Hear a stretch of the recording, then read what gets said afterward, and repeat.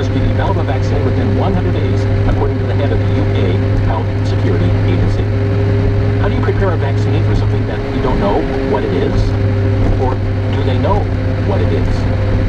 From the New American, we also find that the next health emergency at planetary scope is a matter of when, not if, proclaimed by Tedros Ghebreyesus. We just heard him, Director General of the World Health Organization.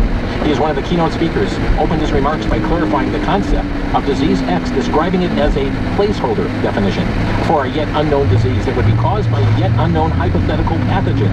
Reminded the audience that the World Health Organization first came up with the definition back in 2018 by putting disease X on its short list of prioritized diseases and pathogens with the strongest potential to cause a global health emergency. In this sense, COVID-19 was the first disease X, and we were just preparing for COVID-like disease since 2018, he confessed. The New American also reports that all members should sign the so-called pandemic agreement by May of 2024, said the new director, elaborating that narrow national interest should not come into the way of concerted response to a common enemy. Folks, don't let your sovereignty as a nation, the United States of America, get in the way. Your narrow national interest should not come into the way of a concerted response to a common enemy. Tedros warned that without a shared response, we will face the same problem as we did during COVID, but did not explain the ramifications of the Treaty for National Sovereignty, which will be transferred to the WHO, which would receive the power to announce the state of emergency, decide on pandemic response measures like lockdowns, vaccine mandates, use of early treatments, medical protocols, censorship of misinformation, implementation of vaccine passports, travel and business restrictions, and distribution of resources. And this is very telling, friends. I'm reading from this great article from the New American. Paul Drago, writing it, another panelist, Preetha Reddy, the top executive of the major hospital system in India, reiterated the notion that disease X is definitely a clear and present danger, contextualizing the preparations for this danger, re-emphasizing that similar to how the armies undergo regular training for war readiness, healthcare systems need to be prepared for health emergencies.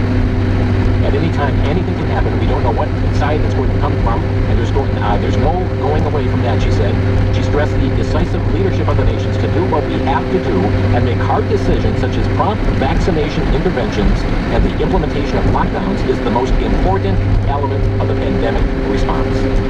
Friends, as people across this nation have woken up to what the government's intent was, close your houses of worship. We will tell you which stores are essential and which are not essential businesses. There were some that went so far as to tell you what aisles of the store you could shop in. What aisles? No, I'm sorry, these are non-essential products, but if you move over to aisle number 4, you'll find the essential products and items that you can purchase during a pandemic. Folks, I'm not making this up. As for the involvement of medical systems, Reddy said that the implementation of technology in the training of doctors and nurses bore fruit during the COVID pandemic. As an example, she quoted that just within 2 weeks, her hospital system managed to train as many as 150,000 staffers to use ventilators at COVID patients, showing no remorse for using the invasive measure that was found to cause secondary bacterial pneumonia that killed or injured the majority of its recipients, according to various peer-reviewed studies and doctors' observations. Also, another element, according to Damari, was quick action, quick decision making. He went on to boast that during the pandemic, AstraZeneca, a multinational pharmaceutical and biotechnology company, manufactured 3 billion doses of COVID vaccines, 2/3 of which went to low and medium income countries via the COVAX program. Now, I'm going to take a break right there. I want you to remember that statement. We're going to come back and talk more about this as the World Economic Forum panel is preparing the world for disease X. Back in 1 minute here on Crosstalk.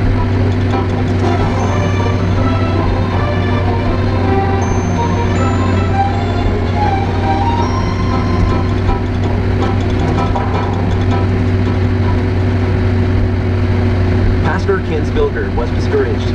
His church was not growing like he desired. He wanted God to do something. He was invited to fly to a pastor's conference. On the way back, the plane hit trees just short of the runway. It crashed and erupted into a fireball. The pilots and 2 other pastors were killed instantly. Ken Spilger was the sole survivor of the crash and was pulled from the burning wreckage of the plane. He spent months at a hospital's burn unit. Ken's story is documented in Pulled from the Burning, a powerful documentary that shows how God changed his life, his family, and his church. Pulled from the Burning is available for a donation of $15. The set includes a Blu-ray disc, a DVD, and a digital download. For Pulled from the Burning, call VCY America, 1-800-729-9829.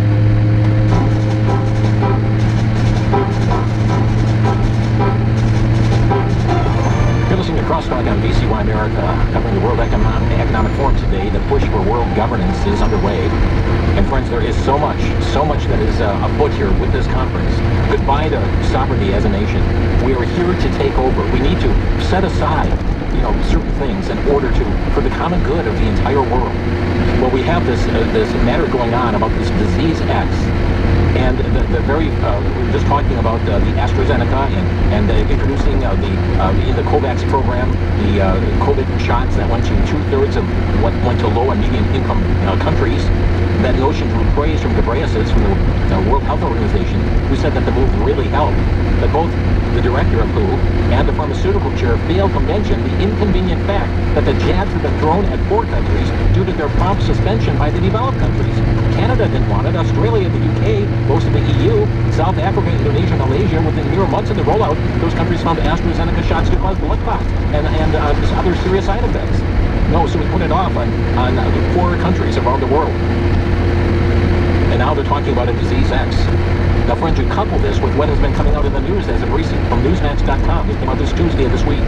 Chinese scientists affiliated with the military have engineered a lethal mutant coronavirus strain. It's GXP2B with a 100% mortality rate in mice, igniting concerns over the potential transmission to humans. The unprecedented swift demise of all infected mice within 8 days prompted the researchers to investigate it further.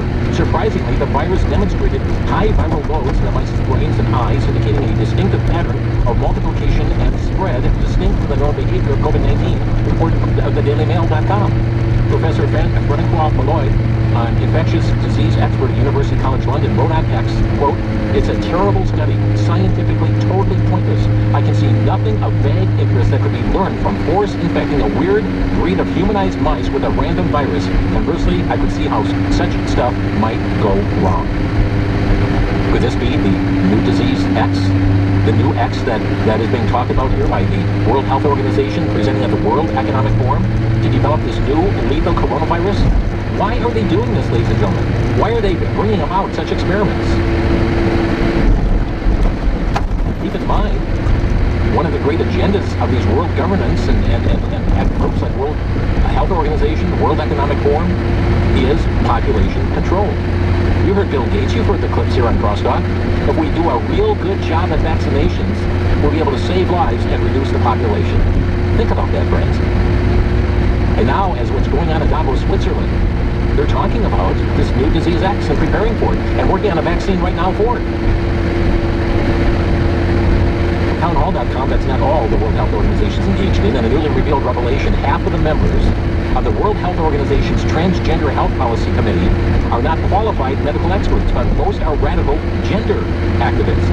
11 of the World Health Organization's 21 members have no formal medical background training, while 7 are transgender. Only 10 of the panelists have a degree in medical studies. One of the panelists is a controversial Canadian transgender activist and TikTok influencer who believes puberty blockers should be prescribed to all children regardless of their gender identity so they can choose their gender rather than being assigned one at birth.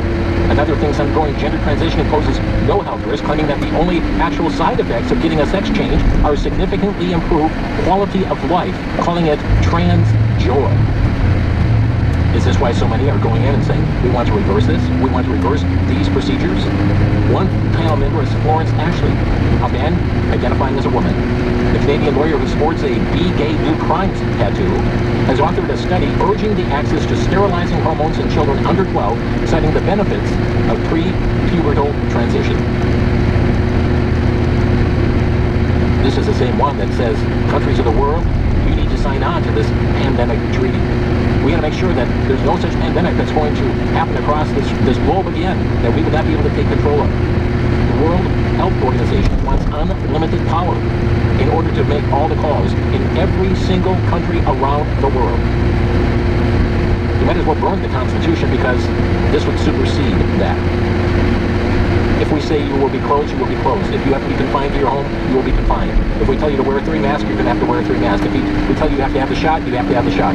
If you have to have a passport in order to travel, a vaccination passport, guaranteeing that you've had your shot, then we will require such. This is what power and control is coming to them. But friends, other issues are going on as well as we talk about this. This is of the devil. I want you to know that. Because it is all also, we talked about the shaman and having this blessing beforehand. But we also see a trustee of the World Health Organization, I believe it's Vicky Sabisma, serves as the chair of the Dutch multinational Royal Philips, a conglomeration in electronics and healthcare, employing some 80,000 people across 100 countries, talked about this matter of environmental rights. And I want you to listen to a statement that was made. It is interesting because increasingly you see now in the legal systems the question, who have rights, who can be defended? And normally in our normal thinking, it is humans, people, who have rights who can defend. Things, nature, countries in itself, fields, cannot defend themselves, so they have no rights. And in the legal system there is increasingly the question, people cannot defend themselves, the things that cannot defend themselves, but they still own rights. Entities that cannot defend themselves can still own rights. You know what he's talking about, ladies and gentlemen?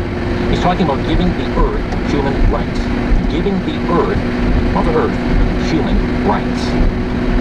But friends, it doesn't stop there as well, because in an attack against those who produce our food supply, this is farmers and ranchers and dairy farmers, etc. There is an attack there. All of this harms our environment. They're calling it now ecocide. Ecocide. You know, like homicide? This would be ecocide. And there was one speaking there as well, speaking on this matter of ecocide, Jojo Mehta, founder of Stop Ecocide Now, an ally of Greta Thunberg, and told a World Economic Forum panel about her desire to criminalize the side effects of making money from farming, fishing, and creating energy. Friends, you have to destroy the world's population to bring this about. She's founder of this group, Stop Ecocide Now. And she wants to criminalize, again, listen, the side effects of making money from farming, reserve food supply, and fishing, and creating energy. Let's listen in to this brief clip here. I mean, ecocide as a word is becoming better known around the world, and the concept is generally mass damage and destruction of nature. But legally speaking, what our organisation and other collaborators aim to do is to have this recognised legally as a serious crime.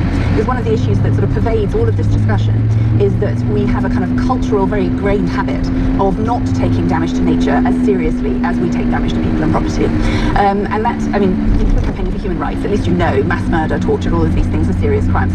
But there's no equivalent in the environmental space.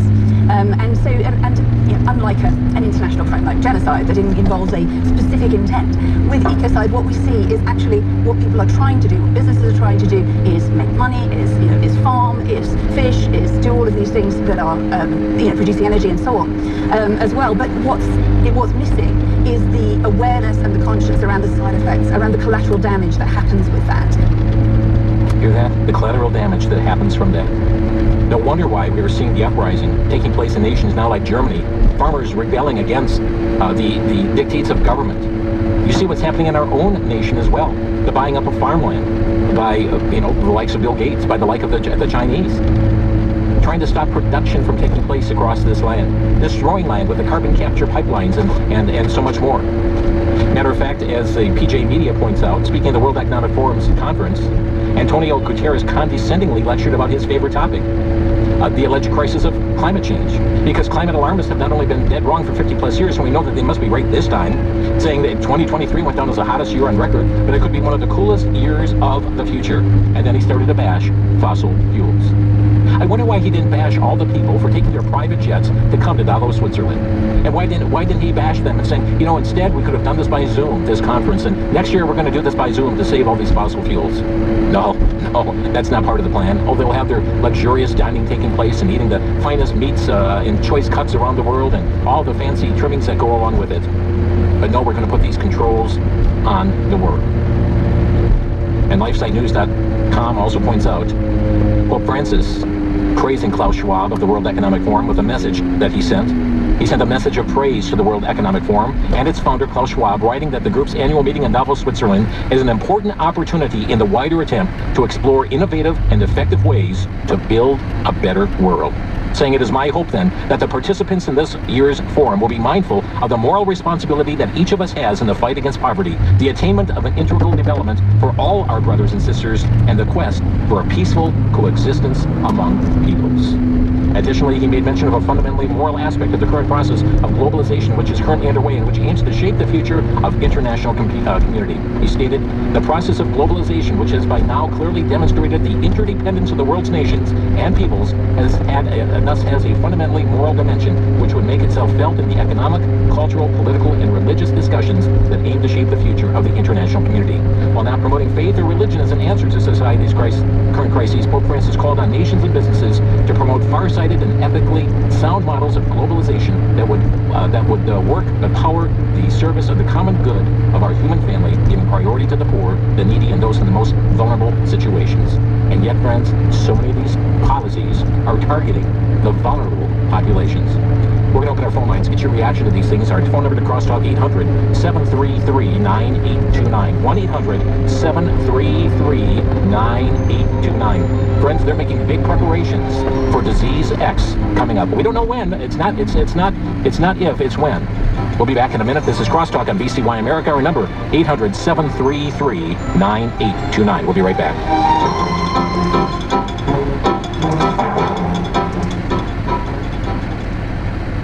For the Worldview Report, I'm Brennan House. Our website is worldviewreport.com. We sent a reporter to Taiwan, Colonel John Mills, and the CCP, well, according to many reports, they were hoping to interfere in the election. In fact, they even put out the word that the vice president who was running for president under the DPP party, which would be kind of the Taiwan First Party, that if they were successful in the election, that would bring war.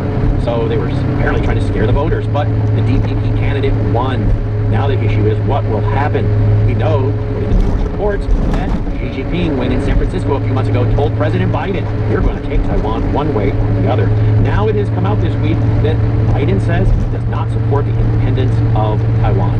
Folks, it seems as though there is going to be an attempt to take Taiwan. Keep your eye on that part of the world. I'm Brennan House for the World Report.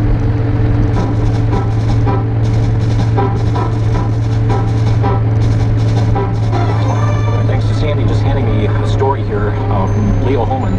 The World Economic Forum founder and chairman Klaus Schwab showed his true, what he says, Nazi colors at Davos today, saying that nations will soon no longer need to bother holding elections because voters could easily be replaced by artificial intelligence. AI is more capable, he said. He made this comment during an interview with Google co-founder Sergey Brin, posted on X. But he says, so technology now, in digital technology, mainly have an analytical power. Now we go into predictive power, and we have seen the first examples your company is very much involved in. He then came up with the globalist goods, making a stunning comment that no doubt will be buried by the mainstream media, saying that the next step for digital technology will be to replace voters with AI. Wow. Remember Yuval Harari, his top advisor, a few years ago said in an age of AI humans that humans will no longer have a free will? Transhumanism? Folks, it's all connected to this. You need to know what's afoot. Yeah, it's not pleasant information. We have no joy in sharing it with you. But as a watchman, we're blowing the trumpet. We're going to pick up your calls here today on Crosstalk, 800-733-9829. And let's go to Dave in Phoenix, Arizona. Dave, you're on the air. Yes, Jim. Thank you for your efforts and everything. And don't give up. There's a lot of people that depend on your observations and stuff that you give us, and we need that. Thank you. Thank you for your call. Let's see, Wayne in Gregory, South Dakota, you're on the air. Hi, thank you for taking my call. Disease X, I want to comment on that. One other thing. I was wondering if they maybe don't have a plan of what they think they can control. They release this so that people can see how deadly it is and everything. Frighten people into accepting whatever is out there, two of the greatest things that people are afraid of is plague and starvation. And that is something I wonder if they wouldn't be something to do. The second thing is distasteful, but I just want to point out the hypocrisy and immorality of these people in their little Sodom and Gomorrah setting over there. Yeah. Supposedly, they have flown in, I have read 2,000 or more prostitutes for this. Now, if that doesn't point out their immorality, hypocrisy, what's going on over there, I don't know what does. Anyway, it's hard to get into a that. But I just want to point that out as well. Wayne, thank you for your thoughts here today. Indeed, fear equals control. If we can keep the populace fearful, we will be able to control them. Chris is calling from Michigan. Chris, you're on the air. Hi, Jim. Thanks so much for your program, and I agree with pointing out everything that's going on. And those of us who listen, it's almost like preaching to the choir. We need to share this with people who are falling for everything that's being dished out to them. When COVID happened, I didn't follow along with anything.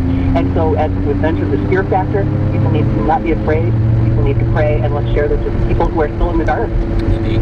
Thank you, Chris. Thank you. Bye-bye. Appreciate the comment here. And friends, again, within just a couple hours, this will be posted up on our website. Share the link with others. If you want a CD hard copy to cover duplication and mailing expense, we do ask for a donation of $6 for CDs. If you want to get multiple CDs, 10 or more, there'll be a little bit of discount with that. But you can reach out to our switchboard, 800-729-9829. To Tennessee we go. Merle, you're on the air. Yeah, Jim. The WEF and the WHO are all branches of the UN. And the UN just recently gave itself more global authority. And the UN also, I think it was last week, came out, and I quote, they said that digital ID along with vaccine passports will be mandatory to participate in the marketplace and society. That was very interesting. Thank you, Jim. Thank you. George in Phoenix, Arizona, you're on the air. Yes, hey, God bless you guys, and thank you for the wonderful work. Keep it up. I'm just really fearful of the future of the ones who are not willing to look at the Lord. And when he says, I love you this much, that's why I died for you on the cross. But don't be afraid to the ones that really believe and are saved. Don't be afraid because I have conquered the world. This earth is going to get worse and worse. Just remember what he said, there'll be wars and rumors of wars. But don't be afraid, the end is not yet. I am with you till the end. He said till the end of eternity. He said to the end of time on earth. So hold fast. It's going to be a bumpy ride. But just like an adventure of a roller coaster, when we hear that trumpet, that's when we're going to feel those beautiful butterflies when he lifts us up and we see in the sky. And we come back with his reign to take care of the evil. George, appreciate your call here today. Keep your eyes on the Lord, friends. Keep your eyes on the Lord, even in such troublesome times. Pam in La Crosse, Wisconsin, you're on the air. Hello, Jim. Thank you, first of all, and God bless you for addressing this. So, as I said yesterday, people need to not be afraid. They need to pray, but they also need to call their senators and their congresspeople, and they need to say, we need to get out of the WHO. We need to kick the UN out of the United States. People in those organizations are licking their chops because they are getting money from the American taxpayers, a lot of money, and it's time we end that now. How dare they tell us how to live our lives and try to circumvent our legislature and our Constitution. Thank you very much. Thank you, and indeed, let your voice be heard, friends. I mean, when it comes to this pandemic treaty for the month of May, to let your senators and your House of Congress, your House members recognize, and those that are campaigning for that position right now, that you will not tolerate this as a citizen of the United States, to surrender the sovereignty of this nation to the World Health Organization.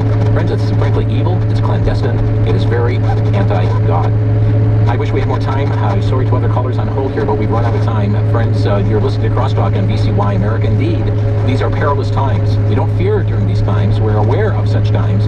But friends, let's proclaim the Word of God. And those of you listening right now who do not know the Lord Jesus as your Savior, place your trust in Him today. Friends, we're getting to a boiling point here across this nation, around the world. And I need you to recognize the fact that you need to place your trust in Jesus Christ to be your Lord and Savior. God bless you, folks. Thanks for joining us today on Crosstalk.